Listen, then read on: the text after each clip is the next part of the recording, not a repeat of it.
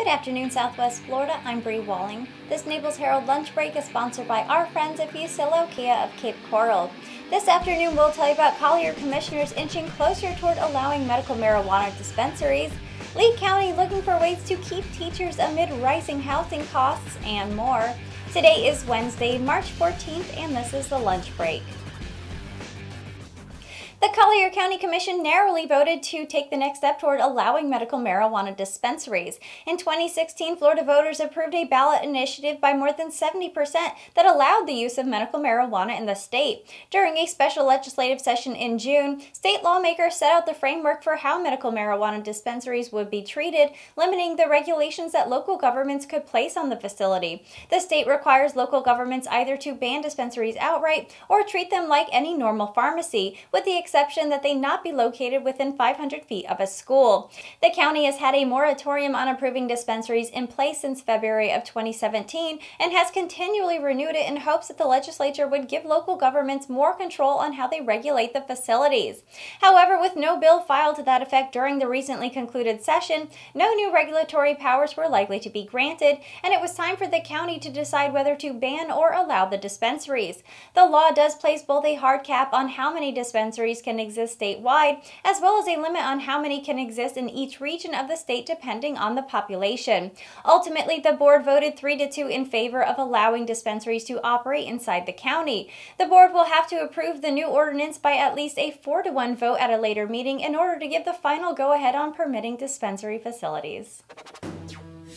The Lee County School District, as with many around the state, is seeking to find ways to retain its teachers as workers continue to feel the squeeze from rising housing costs in Southwest Florida. At a briefing on Tuesday, district staff members said that Lee may need to consider unique ways to fund keeping teachers in the district.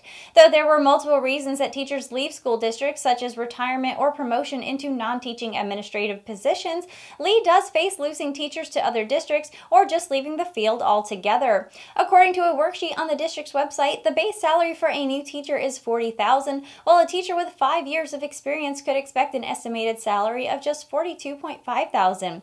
All over Southwest Florida, local officials have tried to grapple with how to keep essential personnel, not just teachers, but also firefighters, police, nurses, and other public service employees in an area where the cost of housing continues to rise.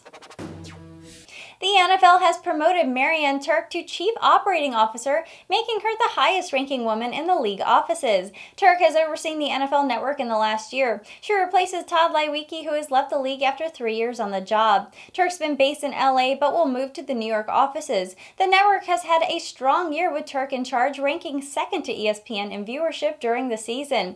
Commissioner Roger Goodall said since joining NFL Media last year, Marianne has distinguished herself by leading the NFL Network to a record-setting year. He also said more changes are coming to NFL headquarters soon. And that was the lunch break for today. I'm Bri Walling. For your twice daily news fix, head over to the Naples Herald YouTube channel and subscribe. Leave us a comment to let us know your thoughts on the news or what you would like to hear about. The lunch break airs Monday through Friday at 12 p.m. right here at naplesherald.com. And don't forget to check out our morning report that also airs Monday through Friday at 9 a.m. Thank you for watching. We'll see you tomorrow.